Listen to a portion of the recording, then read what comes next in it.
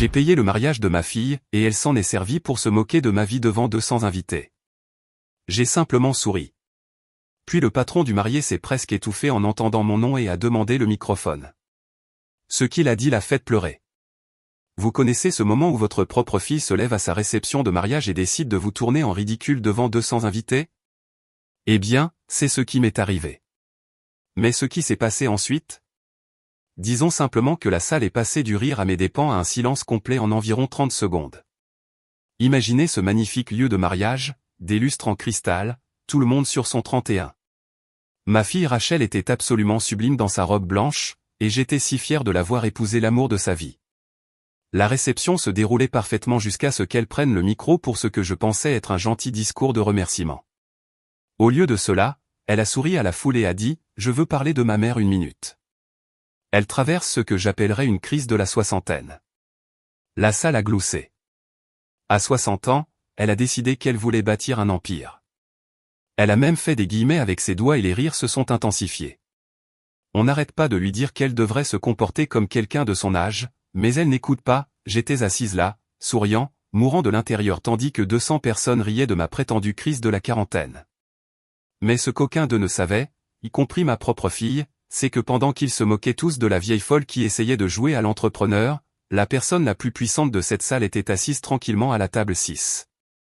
Parce que voyez-vous, la suite a impliqué que le patron du nouveau mari de Rachel se lève, s'étouffant presque avec son champagne en me regardant, choqué, et en prononçant 5 mots qui ont tout changé. Mais pour comprendre comment le mariage de ma fille s'est transformé en le moment de revanche le plus satisfaisant de toute ma vie, je dois vous ramener 2 ans en arrière, lorsque tout cela a commencé.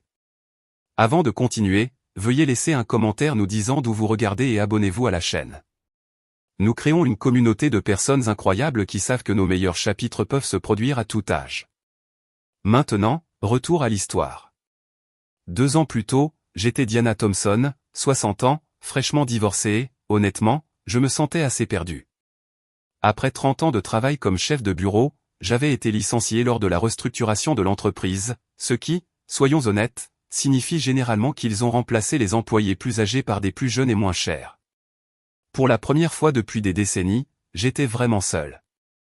Rachel avait 32 ans et vivait avec son fiancé, Jake. Mon ex-mari s'était remarié avec quelqu'un de 15 ans sa cadette, car apparemment c'est ce que font les hommes pendant leur véritable crise de la quarantaine. Et moi, j'étais là, assise dans mon petit appartement, à me demander ce que diable j'étais censé faire du reste de ma vie.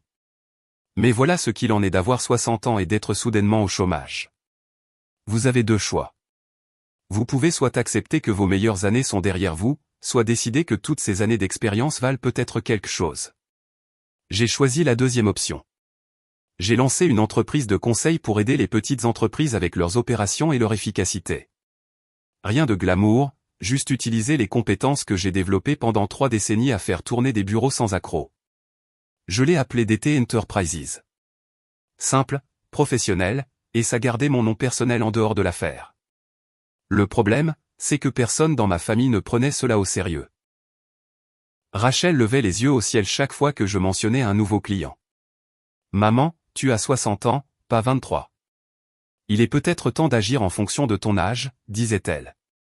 Jake était encore pire, essayant constamment de m'expliquer avec condescendance des concepts commerciaux de base comme si j'étais une enfant qui jouait à la marchande. As-tu envisagé de trouver un travail normal au lieu de cette phase d'entrepreneuriat, demandait ma sœur lors des dîners de famille. Diana, tu as raté ta chance. Accepte-le et trouve quelque chose de stable. Même mes amis étaient bien intentionnés, mais leurs commentaires me piquaient. C'est mignon que tu essaies, disait-il. Mais de manière réaliste, que peux-tu vraiment accomplir en recommençant à ton âge? Le pire, c'est que j'étais réellement doué dans ce que je faisais. Vraiment doué.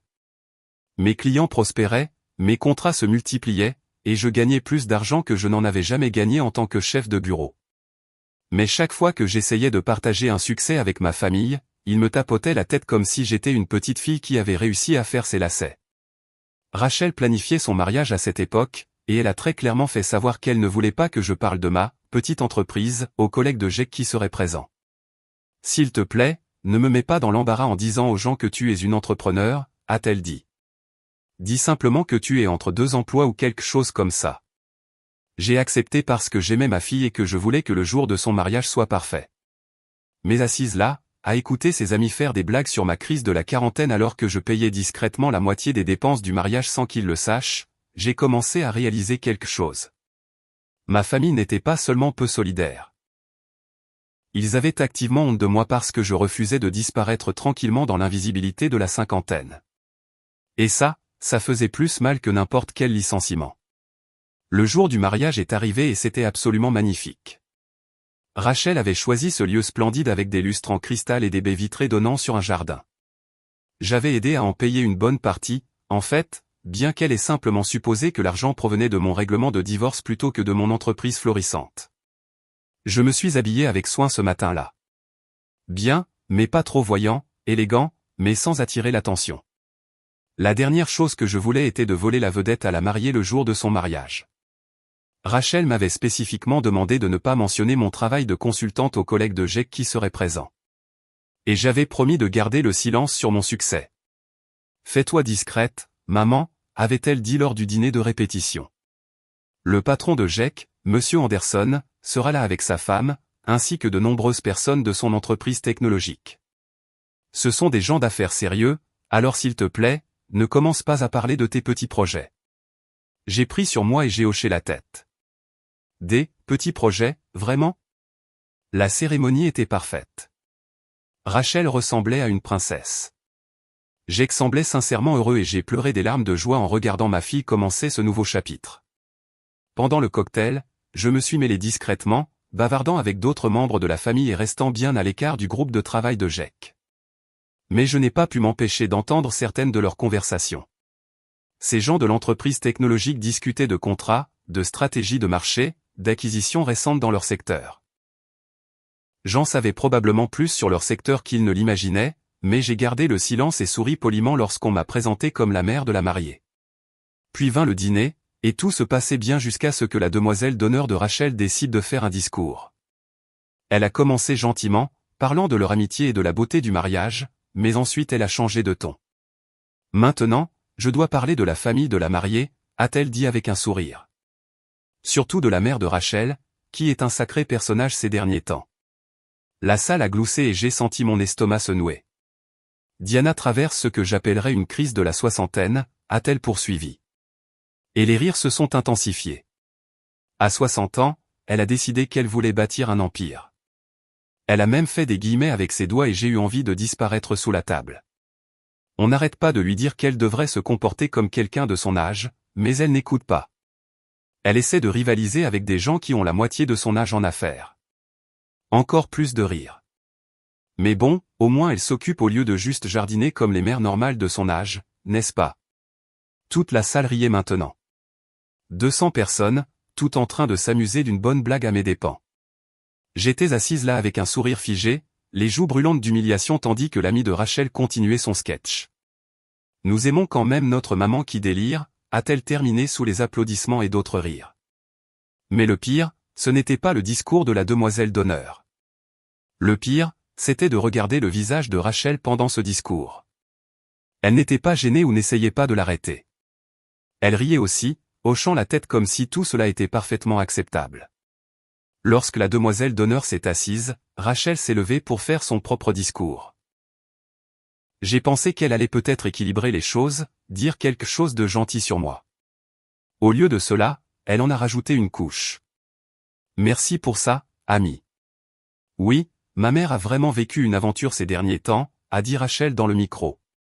Elle ne cesse d'insister sur le fait qu'elle bâtit un empire commercial, mais nous essayons juste de lui faire accepter que certains rêves ont des dates de péremption. Quand on a plus de 60 ans, il est peut-être temps d'être réaliste sur ce que l'on peut réellement accomplir. La salle a de nouveau éclaté de rire. Les collègues de Jake pleuraient presque de rire. Monsieur Anderson secouait la tête avec un sourire amusé. Même les serveurs semblaient essayer de ne pas rire en ramassant les assiettes. Je voulais m'enfuir. Je voulais disparaître. Mais par-dessus tout, je voulais que ma fille arrête de m'humilier publiquement lors de ce qui était censé être l'un des jours les plus heureux de nos deux vies. Mais nous soutenons quand même le passe-temps de maman, a poursuivi Rachel. Même si cela signifie l'écouter parler de réunions avec des clients et de stratégies commerciales comme si elle était une sorte de PDG.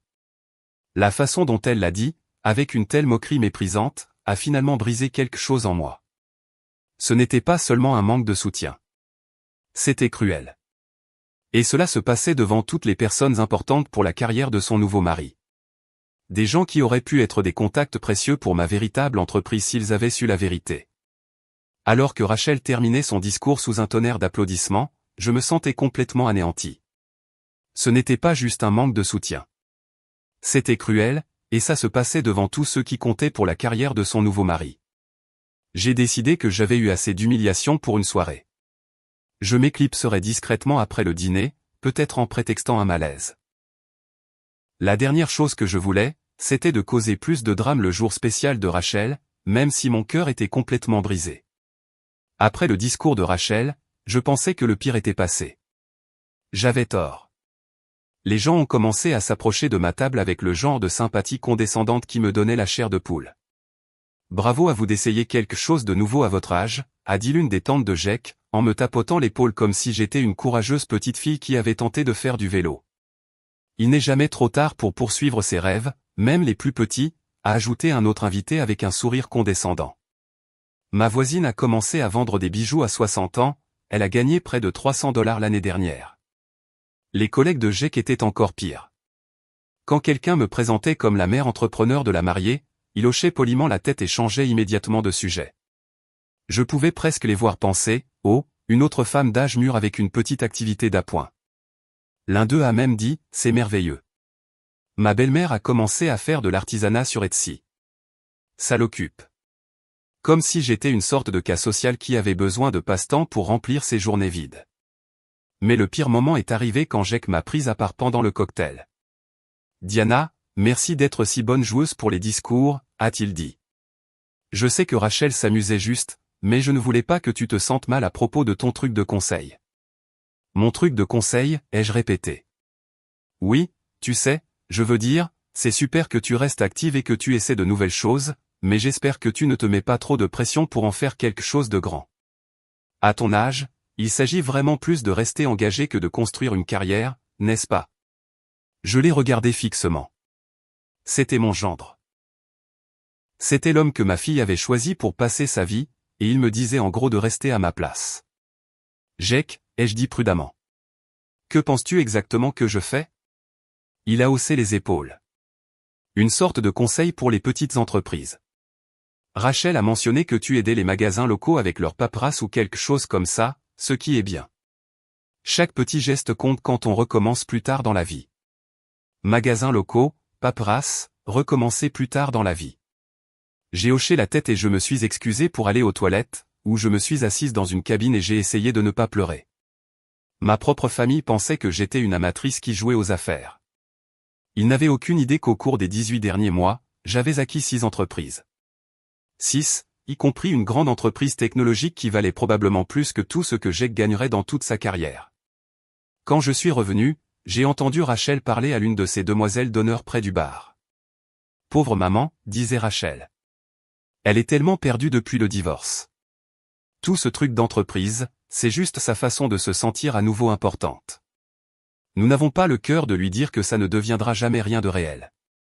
C'est si triste, a répondu son ami. Mais au moins, elle s'occupe au lieu de devenir une de ces mères au foyer déprimées qui appellent leurs enfants tous les jours. Exactement. Et honnêtement, je préfère qu'elle joue à l'entrepreneur plutôt qu'elle se remette à fréquenter des hommes. Tu imagines? Elles ont toutes les deux ri, et quelque chose en moi s'est brisé. Il ne s'agissait plus seulement d'être sous-estimé. Ma propre fille croyait sincèrement que j'étais une femme d'âge mûr pathétique, cherchant désespérément à être pertinente. Elle pensait que mon succès était imaginaire, que mes ambitions étaient délirantes, et que mes réalisations n'étaient que de tristes tentatives pour me sentir importante. L'ironie était dévastatrice. Alors que Rachel s'inquiétait que je devienne une mère au foyer déprimé, je connaissais la vérité sur ce que j'avais réellement bâti. Alors qu'elle était gênée que ses collègues rencontrent sa mère entrepreneur, cette même mère avait accompli plus que quiconque dans la salle ne le réalisait. J'ai tenu bon pendant le dîner, souriant et hochant la tête alors que de plus en plus de gens offraient leurs conseils bien intentionnés mais insultants sur les attentes réalistes pour les femmes de mon âge. Je prévoyais de m'éclipser discrètement après la coupe du gâteau, peut-être prétexter un mal de tête et laisser les jeunes mariés profiter de leur fête. Mais ensuite, quelque chose que je n'attendais absolument pas s'est produit. Pendant la socialisation après le dîner, Monsieur Anderson s'est approché de moi. J'avais essayé d'éviter le patron de GEC toute la soirée, ne voulant pas endurer une autre conversation sur mon mignon petit passe-temps de conseil. Madame Thompson, dit-il poliment. Je ne pense pas que nous ayons été correctement présentés. Je suis Robert Anderson, le superviseur de GEC chez Sterling Tech. Sterling Tech. Mon cœur a failli s'arrêter. C'est Mademoiselle Thompson, en fait, ai-je réussi à dire. Eh oui, je sais qui vous êtes. Il a souri. GEC a mentionné que vous étiez dans le conseil aux entreprises. C'est merveilleux. Quel genre de travail faites-vous? J'ai regardé Robert Anderson, cet homme poli qui n'avait aucune idée de ce qui allait se passer, et j'ai réalisé que cette conversation allait être très intéressante. Eh bien, Monsieur Anderson, ai-je dit prudemment, je travaille dans les acquisitions et le conseil opérationnel. J'aide les entreprises à optimiser leur efficacité et leur potentiel de croissance. Il a hoché la tête poliment. Cela semble fascinant. Principalement avec de petites entreprises locales, j'imagine.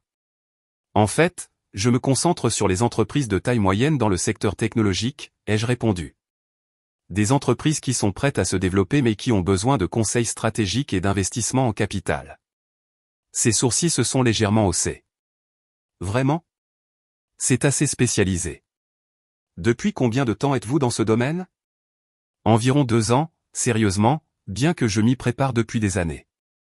Impressionnant, a-t-il dit, bien que je puisse dire qu'il pensait toujours que je parlais d'affaires beaucoup plus petites que celles que je gérais réellement. Avez-vous travaillé avec des entreprises que je pourrais connaître? J'ai fait une pause. C'était le moment où je pouvais soit continuer à esquiver, soit être honnête. Après tout ce qui s'était passé ce soir-là, j'en avais assez de me cacher. En fait, oui. J'ai récemment finalisé l'acquisition de Sterling Technologies. Le changement dans son expression a été immédiat et spectaculaire. Son sourire poli s'est figé, puis s'est lentement estompé tandis que ses yeux s'écarquillaient. Sterling Technologies? Oui, l'acquisition s'est conclue il y a environ 3 mois. Il m'a regardé longuement et j'ai vu les pièces du puzzle s'assembler dans son esprit. Attendez une minute. Sterling Technologies a été racheté par DT Enterprises. Sa voix se faisait plus basse.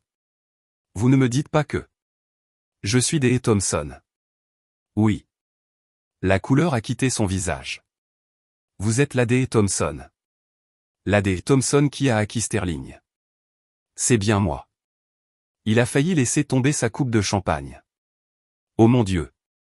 Oh mon. Je n'en avais aucune idée. Je veux dire, quand Jack a dit que sa belle-mère était dans le conseil, je n'aurais jamais imaginé. Il bafouillait maintenant, complètement décontenancé. Mademoiselle Thompson, je suis tellement désolé. Si j'avais su. Ce n'est rien, Monsieur Anderson. Je garde délibérément un profil bas. Mais il n'allait pas bien. Il paniquait clairement, passant la main dans ses cheveux. Madame, je dois m'excuser pour, pour toute cette soirée. La façon dont les gens vous ont parlé, vous traitant comme. Il a regardé autour de la salle où les gens faisaient encore des blagues sur mon entreprise de passe-temps. C'est mortifiant. Monsieur Anderson, s'il vous plaît, ne vous inquiétez pas pour ça. J'ai choisi de ne corriger personne. Mais vous n'auriez pas dû avoir à le faire. Réalisez-vous que la moitié des gens dans cette salle travaillent pour des entreprises de votre portefeuille? La façon dont ils ont parlé de votre petite entreprise de conseil alors que vous possédez littéralement. Il s'est arrêté, secouant la tête, incrédule. C'est là que j'ai réalisé qu'il avait raison. En regardant autour de la salle, je pouvais voir des cadres de 3 entreprises différentes que j'avais acquises au cours de l'année écoulée. Ils m'avaient tous traité comme une douce et délirante femme d'âge mûr qui jouait aux affaires. Monsieur Anderson, ai-je dit doucement, je ne veux vraiment pas faire de scène. C'est le jour du mariage de ma fille. Mais il était trop choqué pour laisser tomber. Madame, avec tout le respect que je vous dois, les gens doivent savoir. La façon dont votre propre famille a agi, je veux dire, ont-ils la moindre idée de ce que vous avez accompli? Non, ai-je admis. Ils ne le savent pas, il m'a regardé avec incrédulité. Votre fille ne sait pas que sa mère est l'une des entrepreneurs les plus prospères de notre secteur? Elle pense que j'ai une petite entreprise de conseil qui aide les magasins locaux avec leur paperasse. Des magasins locaux? Sa voix s'est légèrement élevée. Puis il s'est repris et l'a baissé à nouveau. Mademoiselle Thompson, vous avez acquis 6 entreprises en 18 mois. Vous gérez un portefeuille de 50 millions de dollars. Vous n'êtes pas seulement prospère, vous êtes une figure incontournable du secteur. Je pouvais voir d'autres personnes commencer à remarquer notre conversation intense. Jake jetait un coup d'œil avec une expression curieuse, se demandant probablement pourquoi son patron parlait si sérieusement avec sa belle-mère, l'entrepreneur amateur. Monsieur Anderson, s'il vous plaît, ai-je dit. Je ne veux vraiment pas détourner l'attention de Rachel et Jake ce soir. Mais je pouvais voir la lutte interne sur son visage. En tant que professionnel des affaires, il était clairement horrifié par la façon dont j'avais été traité. En tant que personne travaillant dans un secteur où la réputation et le respect comptaient énormément, il ne supportait pas de me voir rejeté et moqué. Je comprends votre inquiétude pour votre fille, a-t-il dit finalement. Mais mademoiselle Thompson, ce qui se passe ici n'est pas juste. Ces gens ne vous doivent pas seulement le respect en tant que personne. Ils vous doivent le respect en tant que leur patronne. Leur patronne? Jake travaille pour Sterling Technologies, que vous possédez maintenant. Les Henderson là-bas, ils travaillent pour Quantum Solutions. Vous avez acquis cela en janvier. Le couple Patel, Data Flow System. C'était votre acquisition de mars. Il a fait un geste dans la salle. La moitié des chèques de paie de ces personnes proviennent finalement d'entreprises que vous contrôlez, et ils font des blagues sur votre crise de la quarantaine. J'ai ressenti un étrange mélange de revanche et de tristesse. C'était la preuve que j'avais bâti quelque chose d'important, quelque chose qui comptait, mais cela mettait aussi en lumière à quel point ma propre famille m'avait complètement mal jugé et sous-estimé. Ce qui est vraiment troublant, a poursuivi Anderson, c'est que le discours de votre fils est essentiellement moqué de vous pour avoir des ambitions commerciales irréalistes. Mais vous n'avez pas du tout été irréaliste.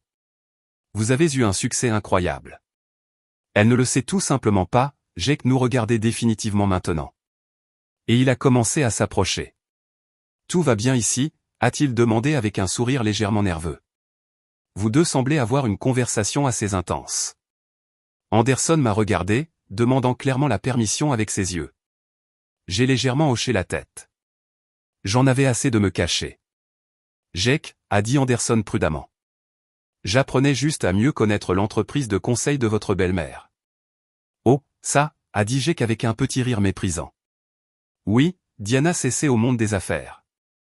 C'est assez mignon à quel point elle prend ça au sérieux. L'expression d'horreur qui a traversé le visage d'Anderson était presque comique. Mignon, a-t-il répété. Eh bien, vous savez comment c'est quand les gens recommencent plus tard dans la vie. Il faut les encourager même si leurs objectifs sont un peu optimistes. Jake m'a tapoté l'épaule avec condescendance. Mais nous soutenons la petite entreprise de Diana, n'est-ce pas, maman? Anderson a regardé Jake comme s'il venait de voir quelqu'un insulter le président en face sans se rendre compte à qui il parlait. Jake, a dit Anderson lentement. Je ne pense pas que tu comprennes à qui tu parles. Que veux-tu dire? Anderson m'a regardé une dernière fois et je lui ai fait un autre petit signe de tête. Le secret allait être révélé. Ta belle-mère ne joue pas aux affaires, Jake. Elle est les affaires.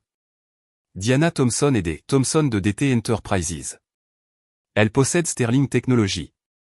Elle possède l'entreprise pour laquelle nous travaillons. Le visage de Jake est devenu complètement vide. Quoi? Elle n'est pas une consultante de bas étage qui aide les magasins locaux. Elle a acquis 6 grandes entreprises au cours des 18 derniers mois, y compris la nôtre. Jake, ta belle-mère est la patronne de ton patron, et bien plus encore. Le moment où le cerveau de Jake a finalement traité ce qu'Anderson disait a été comme regarder quelqu'un se faire heurter par un camion au ralenti. Sa bouche s'est ouverte et fermée plusieurs fois, mais aucun son n'en est sorti. C'est. A finalement réussi à dire Jake. C'est impossible. Elle conduit une vieille Honda. Elle vit dans un petit appartement. Elle maintient délibérément un style de vie modeste, a terminé Anderson. Beaucoup d'investisseurs sérieux font ça. Ça leur permet de rester concentrés sur les affaires plutôt que sur l'inflation du style de vie. D'autres personnes commençaient à remarquer que quelque chose d'important se passait. La conversation avait attiré l'attention, et je pouvais voir des visages curieux se tourner vers nous. Anderson semblait réaliser que le secret était bel et bien sorti maintenant. Et honnêtement, après la soirée que j'avais passée, je n'en étais pas entièrement contrarié. Vous savez quoi, a dit Anderson, sa voix devenant légèrement plus forte. Je pense que les gens devraient savoir ça. Et avant que je puisse l'arrêter, il se dirigeait vers le microphone. Excusez-moi, tout le monde, a dit Anderson dans le micro, sa voix portant dans toute la salle de réception. Je suis désolé d'interrompre les festivités, mais je dois partager quelque chose de remarquable que je viens de découvrir.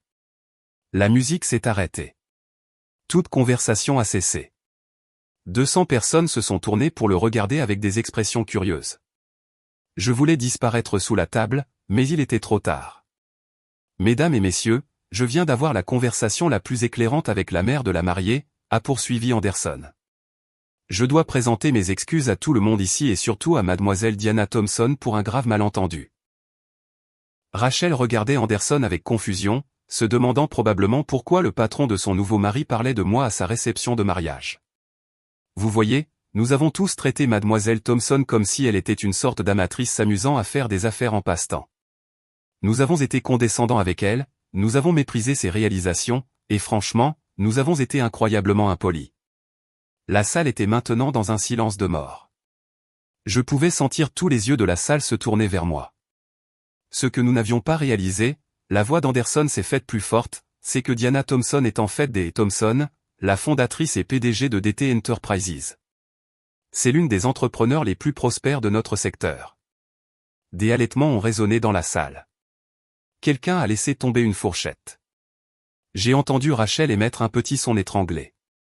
Rien qu'au cours des 18 derniers mois, Madame Thompson a acquis 6 grandes entreprises, y compris Sterling Technologies où je travaille en tant que directeur des opérations. La voix d'Anderson portait une note d'étonnement. Elle a bâti un portefeuille d'affaires de 50 millions de dollars. Pendant que nous la traitions comme si elle jouait à la poupée. Le silence était assourdissant. Puis ce fut la confusion générale. Quoi, a crié Rachel assez fort pour que tout le monde dans la salle l'entende. Les gens ont commencé à parler tous en même temps. J'ai vu les Henderson se chuchoter frénétiquement. Ils avaient été parmi les plus condescendants à propos de ma mignonne petite entreprise. Les Patel avaient l'air d'avoir vu un fantôme. Jake était toujours là, la bouche bée comme un poisson. De plus, a poursuivi Anderson, clairement sur sa lancée maintenant. Je dois souligner qu'environ la moitié des personnes dans cette salle travaillent en fait pour des entreprises que mademoiselle Thompson possède désormais. Donc, quand nous avons fait des blagues sur ces rêves d'affaires irréalistes, nous nous sommes essentiellement moqués de notre propre patronne. C'est là que la véritable panique s'est installée. J'ai regardé des cadres et des employés essayer frénétiquement de se souvenir de chaque commentaire méprisant qu'ils m'avaient fait tout au long de la soirée. L'homme qui m'avait comparé à sa tante artisane avait l'air sur le point d'être malade. Rachel me regardait avec une expression que je n'avais jamais vue auparavant. Un choc complet mêlé à quelque chose qui aurait pu être de l'horreur. « Maman », dit-elle, sa voix à peine audible par-dessus le bruit de la foule. « C'est vrai ?» Avant que je puisse répondre, Anderson a de nouveau parlé. Je pense que mademoiselle Thompson devrait être celle qui répond à cette question. Il m'a tendu le microphone. 200 personnes se sont de nouveau tues, attendant toute ma réponse. Ce n'était certainement pas comme ça que j'avais prévu de passer la réception de mariage de ma fille. Eh bien, dis-je, la voix légèrement tremblante. Oui, c'est vrai. Je suis des Thompson de DT Enterprises. La salle a de nouveau éclaté, mais j'ai continué à parler. Je sais que cela surprend beaucoup d'entre vous, en particulier ma famille. J'ai délibérément gardé un profil bas parce que je préfère laisser mon travail parler de lui-même plutôt que de chercher la publicité ou la reconnaissance. J'ai regardé directement Rachel, qui me fixait comme si elle ne m'avait jamais vu auparavant. Chérie, je ne te l'ai pas dit parce que tu m'as spécifiquement demandé de ne pas parler de mon entreprise ce soir. Tu étais gênée parce que tu pensais être mon petit passe-temps de conseil, alors j'ai respecté tes souhaits et je suis restée silencieuse. Mais maman, la voix de Rachel était minuscule maintenant. Tu as dit que tu faisais du conseil pour les petites entreprises. Je n'ai jamais dit du conseil pour les petites entreprises. J'ai dit du conseil aux entreprises. Tu as supposé que c'était petit parce que... J'ai fait une pause, essayant de trouver une façon diplomatique de le dire. Parce que tu pensais que j'étais trop vieille et inexpérimentée pour accomplir quoi que ce soit de significatif. La salle était si silencieuse qu'on aurait pu entendre une mouche voler. Quand tu as fait ton discours tout à l'heure sur ma crise de la soixantaine et comment je devrais me comporter comme quelqu'un de mon âge, tu parlais d'une entreprise qui emploie plus de 400 personnes dans 6 sociétés. J'ai gardé ma voix douce mais claire. Quand tu as dit que j'étais irréaliste sur ce que je pouvais accomplir, tu faisais référence à des accomplissements qui ont déjà eu lieu. Jake a finalement retrouvé sa voix. Diana, je n'en avais aucune idée. Je suis tellement désolé pour tout ce que j'ai dit. Je me sens tellement idiot. Jake, tu as supposé qu'une femme de mon âge ne pouvait pas en savoir plus sur les affaires que toi. Ça vaut la peine d'y réfléchir. Mais la personne que je regardais vraiment, c'était Rachel. Ma fille avait l'air absolument dévastée, et pas dans le bon sens. Elle n'était pas fière ou excitée par mon succès. Elle avait l'air mortifiée d'avoir eu si tort, si publiquement. Maman, dit-elle doucement. Pourquoi ne me l'as-tu pas dit? Parce qu'à chaque fois que j'essayais de partager une bonne nouvelle sur mon entreprise, tu levais les yeux au ciel et changeais de sujet. Tu m'as dit que je faisais une crise de la quarantaine. Tu as dit que certains rêves avaient des dates de péremption. Tu m'as demandé de ne pas te mettre dans l'embarras en parlant de mon travail aux collègues de ton fiancé. J'ai fait un geste dans la salle. Dont beaucoup, comme il s'avère, travaillent maintenant pour moi. Les implications de cela commençaient à se faire sentir dans la salle. Je pouvais voir des gens essayer frénétiquement de se souvenir s'ils avaient dit quelque chose de particulièrement offensant sur la vieille dame délirante et ses fantasmes d'entreprise. Anderson s'est de nouveau avancé. Si je peux ajouter quelque chose, a-t-il dit, Mademoiselle Thompson a été incroyablement gracieuse face au malentendu de ce soir. Une personne de moindre envergure aurait pu être profondément offensée par certains des commentaires qui ont été faits. La demoiselle d'honneur de Rachel, qui avait déclenché toute l'affaire avec son discours sur ma crise de la soixantaine, avait l'air de vouloir disparaître à travers le sol. Mais ce que je trouve le plus impressionnant, a poursuivi Anderson, c'est que Madame Thompson était prête à endurer la moquerie publique plutôt que de voler la vedette au mariage de sa fille avec la nouvelle de son succès commercial. Cela témoigne d'un caractère remarquable et d'un grand amour pour sa famille. Maintenant, Rachel avait vraiment l'air sur le point de pleurer, mais pas de bonheur. Alors, dis-je dans le micro. J'espère que vous me pardonnerez tous cette révélation dramatique. Ce n'est pas comme ça que j'avais prévu de passer la soirée, mais parfois la vérité a une façon de se manifester. J'ai regardé Rachel avec tout l'amour que je pouvais rassembler. Et maintenant, retournons à la célébration de ce beau couple et de leur avenir ensemble. J'ai rendu le micro à Anderson et je me suis assise. La salle est progressivement revenue à des niveaux de conversation normaux, mais tout avait changé. Les gens qui m'avaient traité avec condescendance toute la soirée s'approchaient maintenant avec des attitudes très différentes. Madame Thompson, a dit l'homme qui m'avait comparé à sa tante artisane, je vous dois d'énormes excuses. Je n'en avais aucune idée. Je veux dire, si j'avais su. Ce n'est rien, lui ai-je dit. Vraiment. Mais ce n'était pas rien pour Rachel. Alors que la soirée touchait à sa fin, je pouvais la voir lutter avec la réalité de l'erreur qu'elle avait commise à propos de sa propre mère. Quand elle s'est finalement approchée de moi, ses yeux étaient rouges. Maman, je ne sais pas quoi dire. Je me sens terriblement mal pour tout. Le discours, la façon dont j'ai traité ton travail, tout. Rachel, chérie, c'est le jour de ton mariage. Ne laissons pas cela le gâcher. Mais j'ai été si horrible avec toi devant tout le monde. Et tu es restée assise là, à tout encaisser, parce que tu ne voulais pas gâcher ma journée. Elle pleurait maintenant. Quel genre de fille suis-je? Quel genre de fille? Le genre qui était plus inquiète d'être embarrassée par moi que de comprendre qui j'étais réellement. Rachel, tu t'es levée devant 200 personnes et tu t'es moquée de moi parce que je refusais d'agir selon mon âge. Tu as dit à tout le monde que mes rêves avaient des dates de péremption. Ce n'est pas juste une erreur. C'est cruel. J'ai gardé ma voix stable mais ferme. Tu n'avais pas seulement tort sur les faits. Tu étais prête à m'humilier publiquement plutôt qu'à me soutenir. Nous avons beaucoup de choses à régler avant que les choses puissent revenir à la normale. Alors que Jake et Rachel partaient pour leur lune de miel le lendemain matin, je savais que cette révélation allait changer considérablement la dynamique de notre famille. Mais peut-être que ce n'était pas entièrement une mauvaise chose. Après tout, j'avais 62 ans et j'avais enfin arrêté de laisser les autres me dire ce que j'étais trop vieille pour accomplir. 6 mois après le mariage, les choses avaient changé d'une manière que je n'aurais jamais imaginée.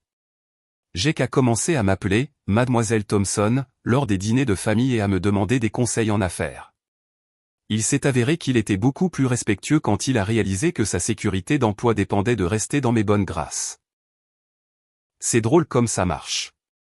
Ma sœur a cessé de me faire la morale sur les attentes réalistes et a commencé à se vanter auprès de ses amis de sa sœur entrepreneur à succès. Incroyable à quelle vitesse le ton des gens change lorsque le succès devient indéniable. Rachel et moi. Eh bien, cela a pris plus de temps à réparer. Elle est revenue de sa lune de miel en s'attendant à ce que les choses reviennent à la normale, mais j'ai maintenu fermement mes limites. Nous avons commencé une thérapie familiale. Oui, à 62 ans, j'ai traîné ma fille de 34 ans en thérapie. Il s'avère qu'être une femme d'affaires puissante signifie que vous n'avez pas à accepter d'être maltraitée par qui que ce soit, y compris votre famille. La meilleure partie ? 3 de mes invités au mariage m'ont approché par la suite pour des contrats de conseil.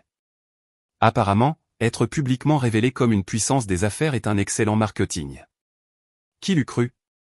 Etage M. Anderson, il est devenu l'un de mes cadres les plus fiables. Parfois, les meilleures relations d'affaires commencent avec du champagne et un choc total. De nos jours, quand les gens me posent des questions sur mon changement de carrière tardif, je souris simplement. Parce qu'à 62 ans, j'ai appris la leçon commerciale la plus importante de toutes, ne jamais sous-estimer une femme qui a décidé qu'elle en avait assez d'être sous-estimée. Voilà donc mon histoire. J'aimerais savoir ce que vous en pensez. L'embarras public de Rachel à son propre mariage était-il une vengeance justifiée, ou aurais-je dû gérer la révélation différemment ? Dites-le moi dans les commentaires et abonnez-vous pour plus d'histoires comme la mienne.